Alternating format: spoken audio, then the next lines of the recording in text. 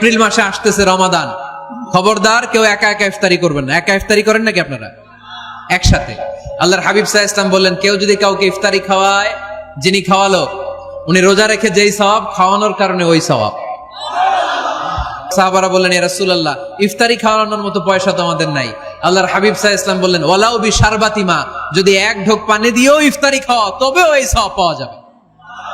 ওয়ালাউ বিআযকা চিলাবান, এক ঢোক দুধ দিয়ে খাওয়ালো। ওয়ালাউ বিতামরা, একটা খেজুর দিয়ে ইফতারি করালো, এই সওয়াব। সুবহানাল্লাহ পড়েন। দুই ভাই ইফতারি করতে বসছেন, আপনার প্লেট থেকে একটা পেঁয়াজু আপনার ভাইয়ের প্লেটে দিলেন, আপনার ভাই একটা খেজুর আপনার প্লেটে দিল, দুইজনের ইফতারি খাওয়ানোর সওয়াব হয়ে গেছে। সুবহানাল্লাহ কইতে পারলেন না? পারবেন সবাই? একসাথে খাবেন না আলাদা? বাসায় একসাথে খাবার খান, আলাদা আলাদা না। কিভাবে? একসাথে। যদি একান্নবর্তী ফ্যামিলি হয়, ভাই বোন চাচা মামা একসাথে, তাহলে ছেলে মেয়েরা একসাথে বসবেন না। ছেলেরা সবাই একসাথে, তাদের খাওয়া শেষ, এরপরে মেয়েরা সবাই একসাথে। আর যদি নিজের ফ্যামিলি, স্বামী স্ত্রী ছেলে মেয়ে, তাহলে সবাই মিলে একসাথে খাবেন। খাবেন কোন হাতে? বাম হাতে নাকি? আওয়াজ করে কোন হাতে? আল্লাহর হাবিব বলেছেন, লা তাকুলু বিশিমাল, বা হাতে খেও না, ফা ইন্না শাইতানা ইয়াকুলু বিশিমাল, কারণ শয়তান খায় বা হাতে। আমরা খাই কোন হাতে? ডান হাতে। খাওয়ার শুরুতে কি পড়বো? খাওয়ার পরে কি পড়বো? মনে থাকবে? বাচ্চারা উল্টা কাজ করতে পছন্দ করে বেশি। দেখবেন বাচ্চারা ডাইন পায়ের জুতা পরে বাম পায়ে, বাম পায়েরটা পরে। আমার মেয়ে সব সময় এটা করবে। আমি জুতা পরাই দিলে ঠিক, নিজে পড়লে বাম পায়েরটা দেয় ডান পায়ে, ডান পায়েরটা দেয় বাম পায়ে, আর গ্লাস ধরবে বা হাতে, যতক্ষণ আমি না ঠিক করে দিব। এবং বিসমিল্লাহ বলতে ওরা ভুলে যায়, বারবার স্মরণ করিয়ে দিবেন, বারবার। এখন ওর মস্তিষ্ক নরম আর উর্বর, ভেরি ফার্টাইল ওদের মস্তিষ্ক। যেইটাই ঢুকাবেন, এখন সফটওয়্যার হিসেবে যেটা ইনস্টল করবেন ওটা আজীবন থাকবে। চিল্লায় বলেন ঠিক কিনা? 5 দিন টানা প্রোগ্রাম ছিল সিঙ্গাপুরে। এক ফ্যামিলি আসছে, অনেক বড় বিজনেসম্যান ওখানকার, এসে বলে, হুজুর ইউটিউবে আপনার ওয়াজ শুনে আল্লাহ আমাদেরকে হেদায়েত দিচ্ছে, কিন্তু ছেলে মেয়ে গুলোর তো বানাইতে পারতেছি না, নামাজ পড়ে না, আপনি একটু পানি পড়া দেন। কি পড়া? আমি বললাম বয়স কত? কয় 22। আমি কই পানি পড়া না, আমারে বাইটা খাওয়াই দিলে হবে না, কারণ কাঁচা না নোয়ালে বাস, পাকলে করে টাস টাস। আগে দেরি করা যাবে না, দেরি করলে কষ্ট হয়ে যায়। আল্লাহ হেদায়েত না দিলে তখন এদেরকে বোঝানো যাবে না। ছোট্ট সোনামণিরা, ওরা এখন কাদাকে যেমন খুশি তেমন ডিজাইন করা যায় কি যায় না? ডিজাইন করার পরে যখন শুকিয়ে যায় তখন আর কিছু করা যায়? তখন বাঁকা করতে গেলে কি হবে? ভেঙে যায়। একসাথে খাবেন, খাবার শেয়ার করবেন। একে অপরের সাথে খাবার শেয়ার করলে মহব্বত বাড়ায় দেয় কে? আল্লাহর হাবিব সাল্লাল্লাহু আলাইহি ওয়াসাল্লাম খেতে বসলে কখনো খাবারের বদনাম করতেন না। সহিহ বুখারীর হাদিস, মা আবা রাসূলুল্লাহি সাল্লাল্লাহু আলাইহি ওয়াসাল্লাম তুআমান কাত্তু, কখনো খাবারের বদনাম করেন নাই।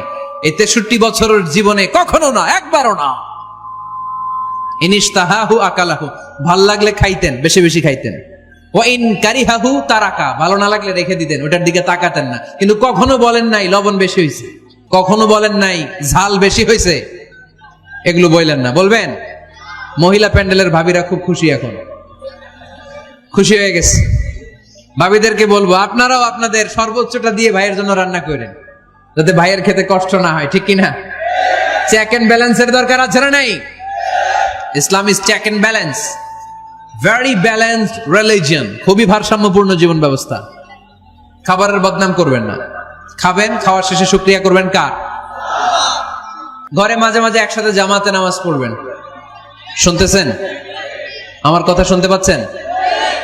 The family that prays together stays together, যে ফ্যামিলিগুলো একসাথে নামাজ পড়ে এই ফ্যামিলিগুলো একসাথে টিকে থাকে আজীবন। সুবহানাল্লাহ নাই? বাইরে বৃষ্টি, আপনি মসজিদে যেতে পারছেন না জামাতে নামাজ পড়ার জন্য, কি করবেন? ঘরের সবাইরে নিয়ে নিজে ইমাম হয়ে যাবেন। পারা যাবে?